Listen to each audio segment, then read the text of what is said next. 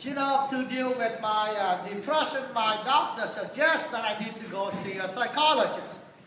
So I begin, this is serious, okay, this is not a joke.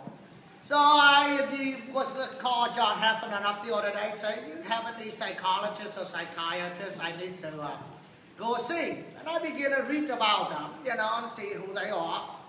And I was reading a story about a psychologist that every time we come and visit them, it costs us $100 or $75 minimum, right, or $125 maximum. There's a guy who has a problem that every night when he go to bed, he feel like there's someone hiding underneath of his bed. Need to go to see a psychologist. First meeting, second meeting, third meeting, fourth meeting, cost him $400. Then he stopped going and see a psychologist. A few weeks later, they met in the market, Harvey's, right here in town. The psychologist saw the client and said, oh, I haven't seen you. He said, you doing good now? He said, yeah, I'm doing very good now. I have no problem. He said, would you tell me what happened, you know, so I can share, I keep it for my record so I can do it to help other people? He said, actually, you didn't help me. It's cost me $400. I came to see Father Martino and he helped me. And it's cost me $10.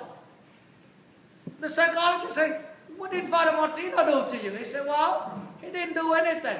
He told me to go buy a chainsaw, go home and cut the 4 legs of my bed. You guys don't think that's funny? You know what I'm talking about? Well, if you feel something hiding underneath of your bed, if you cut the legs, then there's nothing there for them to hide. That's my point. Come on, people. What's wrong with you? You know, when we have a problem, we always need to go see a psychologist or a doctor, a specialist. That's what we do all the time, right? To fix the problem. We find them and we look over their record if they're good. What their credential? What school they graduated from? You see what I'm trying to say? Where do they go and do their residencies? We look over that. Who have they been operating on before? You know, all those records. Those are the credits. Or we like to put it on our resumes when we apply for jobs.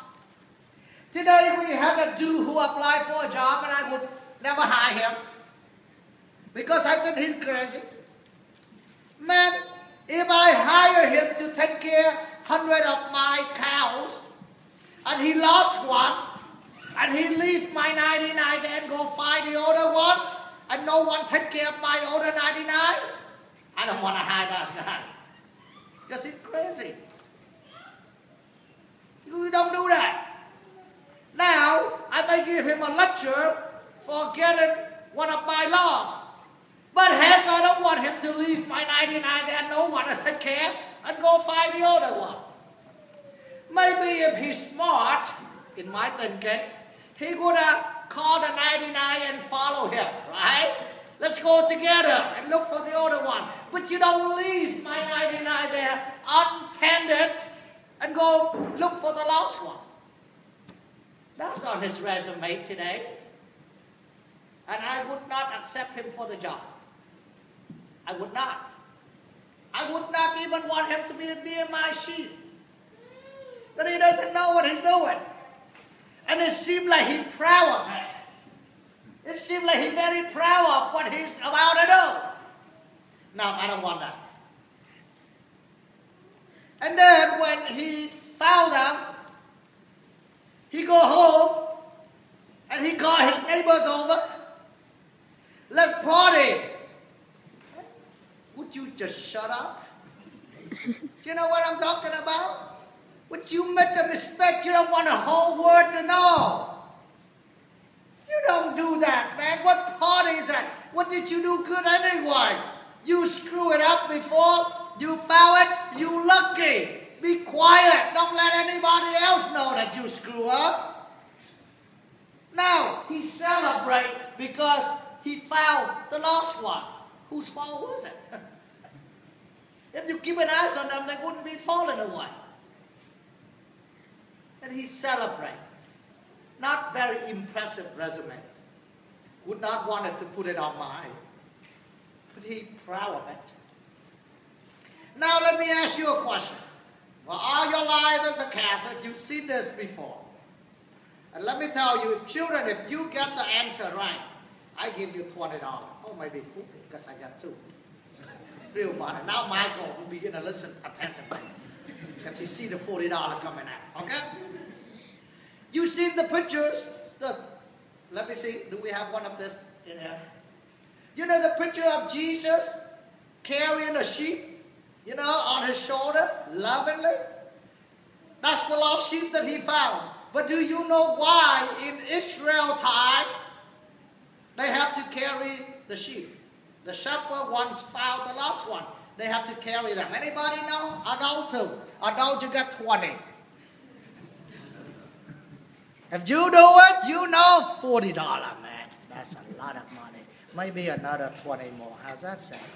Oh my God, I should have Googled that before I come here, isn't it? Anybody who knows? Yes, Dr. Cash.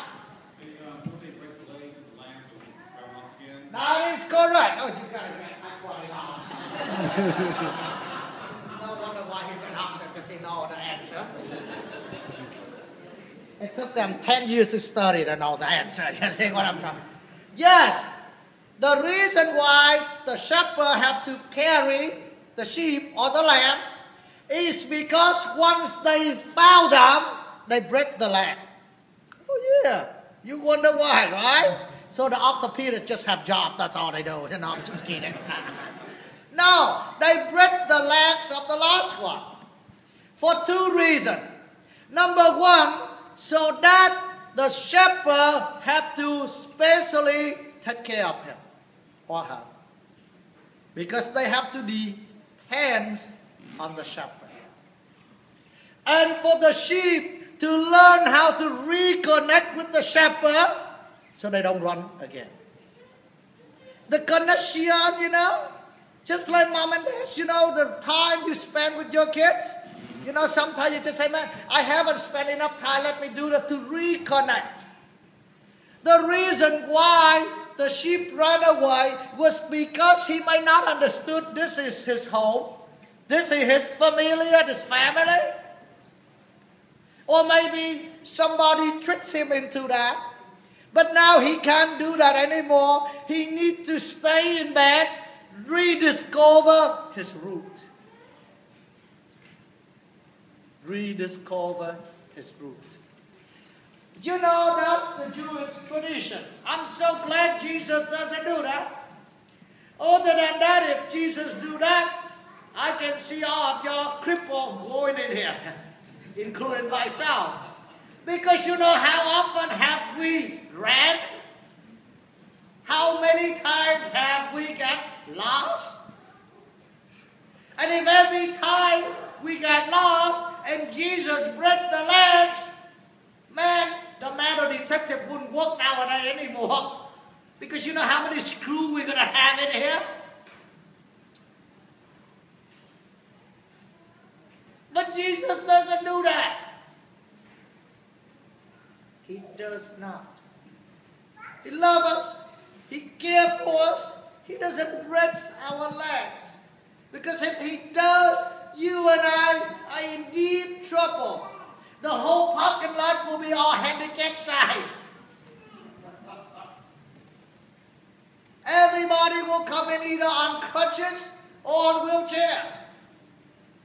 Because we couldn't even stand. Including young people.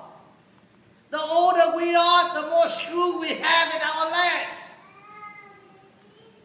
But Jesus doesn't break, never ever breaks our legs. Never ever. He loves us. He cares for us. He shepherds.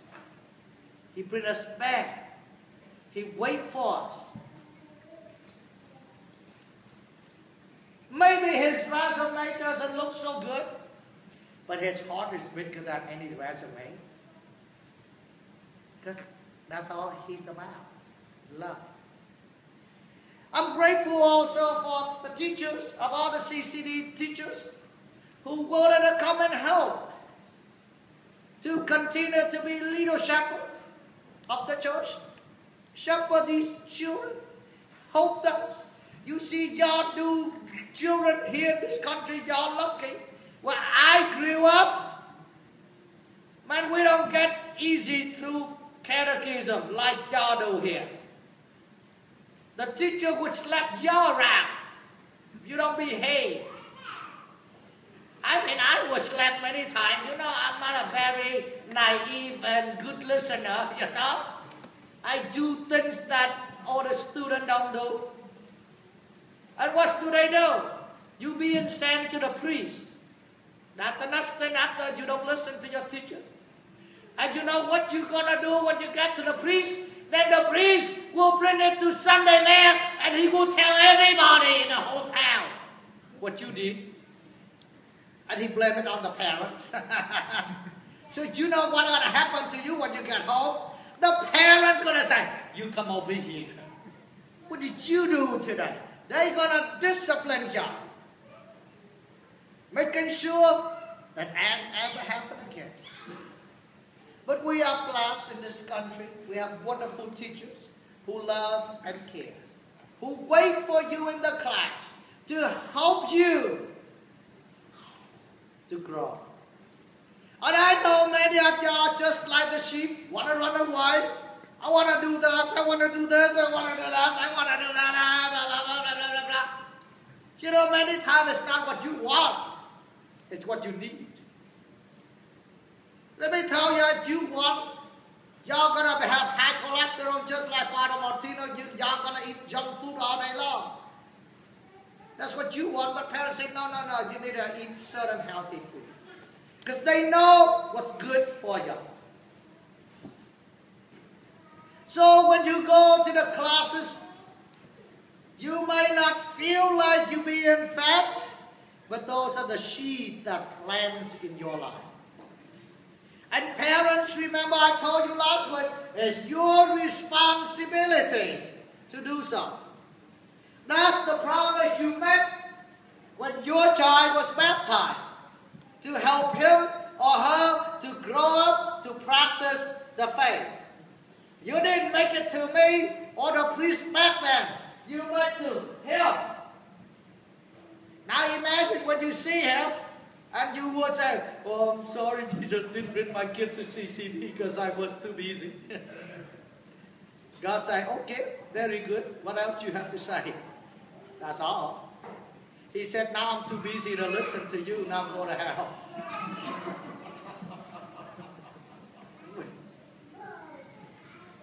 Oh, we don't want that. So my dear friends, as we gather together today, I ask you to follow one good shepherd, Jesus Christ. One good shepherd, that's all. Do anything for us.